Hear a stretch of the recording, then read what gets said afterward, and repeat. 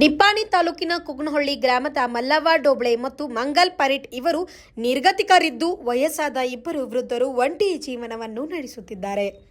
ವಯಸ್ಸಾಗಿದ್ದರಿಂದ ದುಡಿದು ತಿನ್ನಲು ಅಶಕ್ತರಿರುವ ಕಾರಣ ದಿನನಿತ್ಯದ ಹೊಟ್ಟೆಪಾಡು ಮತ್ತು ಆಸ್ಪತ್ರೆ ಖರ್ಚನ್ನು ನಿಭಾಯಿಸಲು ತುಂಬಾ ಕಷ್ಟಪಡುತ್ತಿದ್ದು, ಇದನ್ನು ಮನಗಂಡ ಧರ್ಮಸ್ಥಳ ಸಂಸ್ಥೆಯು ಇಬ್ಬರು ವೃದ್ಧರಿಗೆ ಮಾಸಿಕ 1,000 ರೂಪಾಯಿ ನಿರ್ಗತಿಕ ಮಾಶಾಸನವನ್ನು ಮಂಜೂರು ಮಾಡುತ್ತಿರುತ್ತದೆ.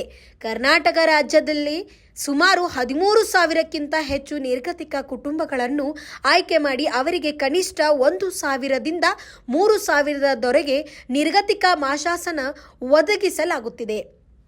ಇದರಿಂದ ಅನೇಕ ನಿರ್ಗತಿಕ ಫಲಾನುಭವಿಗಳನ್ನು ತಮ್ಮ ದಿನನಿತ್ಯದ ಊಟಕ್ಕೆ ದವಸ ಧಾನ್ಯಗಳನ್ನು ಮತ್ತು ಆಸ್ಪತ್ರೆ ಖರ್ಚಿಗಾಗಿ ಬಳಕೆ ಮಾಡುತ್ತಿದ್ದಾರೆ.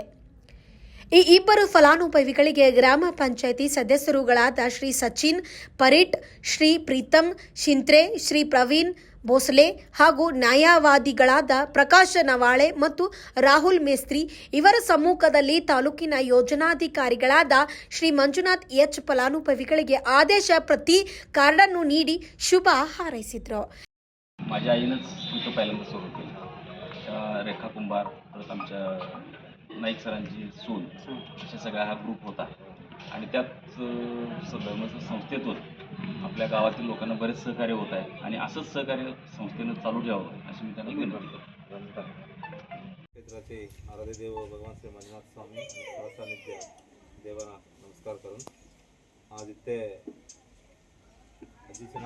मल्लव्वा डोबळेला एक मासाचा निराधार म्हणून मासाचा मंजुरात पत्र वितरण करायचे कार्यक्रमामध्ये उपस्थित असलेले आमच्या पत्रकारांचं आणि ग्रामसभा वार्ड मेंबर आणि सुपरवायझर सर्व सेवा प्रतिनिधी आणि आमच्या कुटुंबाचे अध्यक्ष आणि आमच्या समन्वय अधिकारी पार्वती मॅडम पण आहे.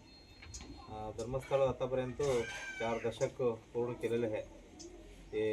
हे संस्था प्रारंभ करून धर्मस्थळाला 800 वर्षाचा इतिहास आहे.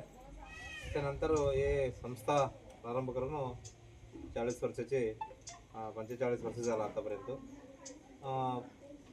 त्यांनी एक उद्देश ठेवलेलं होतं, एक समाजसेवासाठी एक योजना प्रारंभ केलेलं आहे. ते केव्हा प्रारंभ केलं तिथपर्यंत एक शैक्षणिक क्षेत्रामध्ये, सामाजिक क्षेत्रामध्ये आणि धार्मिक क्षेत्रामध्ये बरेच काम करत आतापर्यंत आलेले आहे. पुढे पण निरंतर कार्यक्रम होते. कुठले बी एक कार्यक्रम प्रारंभ केले तर सरकार आज प्रारंभ केले एक 2 वर्ष 3 वर्षामध्ये जायचे कार्यक्रम नाही.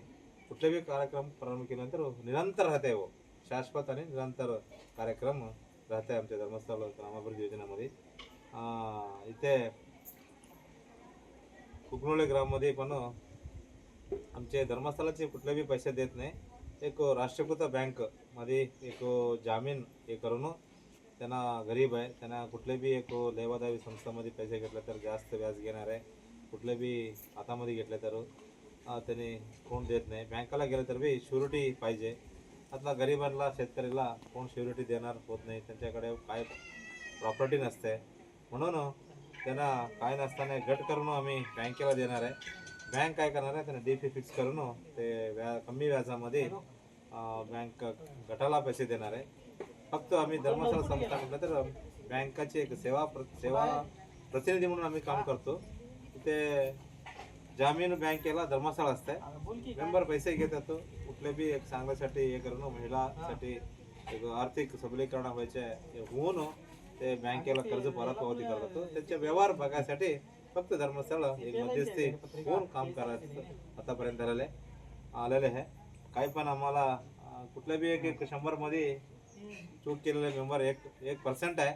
99% मेंबर आतापर्यंत आम्हाला धर्मस्थळ संस्थाला कुठल्याही बी कार्यक्रमाला सपोर्ट दिलेला आहे आणि जनप्रतिनिधी पण सपोर्ट आम्हाला केलेला आहे.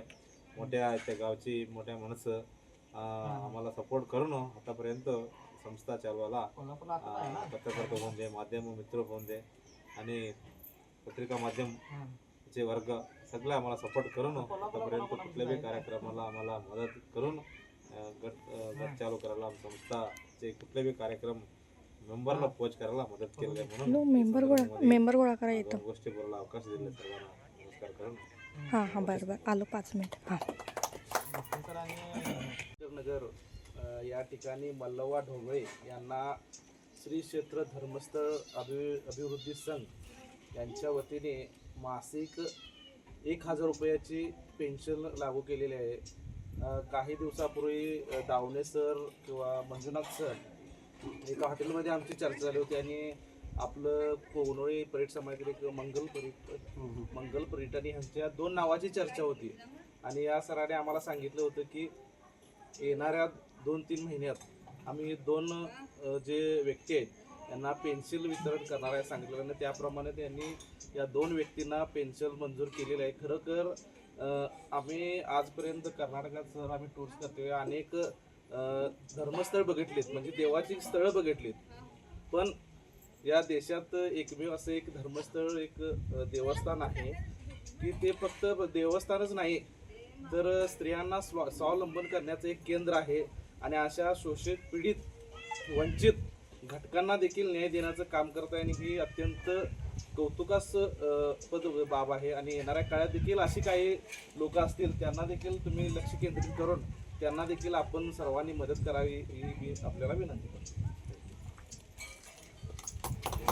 ಇನ್ನು ಇದೇ ಸಂದರ್ಭದಲ್ಲಿ ವಲಯದ ಮೇಲ್ವಿಚಾರಕರಾದ ಅನಿಲ್ ಧಾವಣಿ, ಜ್ಞಾನ ವಿಕಾಸ ಸಮನ್ವಯ ಅಧಿಕಾರಿ ಪಾರ್ವತಿ, ಒಕ್ಕೂಟ ಪದಾಧಿಕಾರಿಗಳು, ಸೇವಾ ಪ್ರತಿನಿಧಿಗಳು ಉಪಸ್ಥಿತರಿದ್ದರು.